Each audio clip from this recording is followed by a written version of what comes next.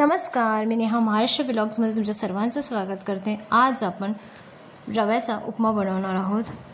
तर आता यासाठी मी काय केले, रवा भाजून घ्यायचा। आपल्याला कढईमध्ये रवा भाजता भाजता थोडंसं तेल टाकून घ्यायचं आहे। तेलावर आपल्याला चांगला खरपूस होईपर्यंत रवा भाजून घ्यायचा आहे। तर इथे रवा भाजेस्तोवर मी इथे गरम पाणी करून ठेवलं आहे एका भांड्यामध्ये आणि फोडणीची तयारी करून ठेवली आहे। कांदा, टोमॅटो, हिरवी मिरची, कढीपत्ता आणि शेंगदाणे।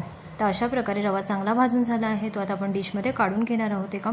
आणि याच कढईमध्ये आता मी रव्याला फोडणी घालून घेणार आहे। तर सर्वप्रथम कढईमध्ये तेल टाकून शेंगदाणे आपल्याला चांगले भाजून घ्यायचे आहेत आणि त्यानंतर आपल्याला चांगली मोहरी, जिरं, हिरवी मिरची, कढीपत्ता आणि कांदा चांगला परतून घ्यायचा आहे। कांदा लालसर होण्यासाठी थोडंसं मीठ टाकायचं आहे आणि कांदा शिजत आल्यानंतर आपण याच्यात टोमॅटो ॲड करून घ्यायचा आणि 1-2 मिनिटभर परतून घ्यायचं। त्यानंतर हळद, हिंग चवीप्रमाणे आपल्याला याच्यात टाकायचं आहे।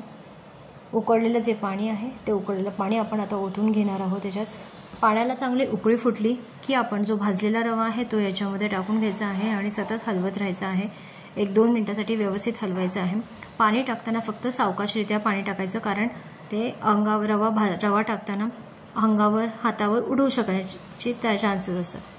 तर अशा प्रकारे आपला रवा व्यवस्थित इथे शिजला आहे। शेवटी मी थोडीशी किंचित साखर टाकलेली आहे आणि वरून कोथिंबीर भुरभुरायची आहे आपल्याला ह्याच्यात। तर अशा प्रकारे रव्याचा उपमा खाण्यासाठी तयार झालेला आहे।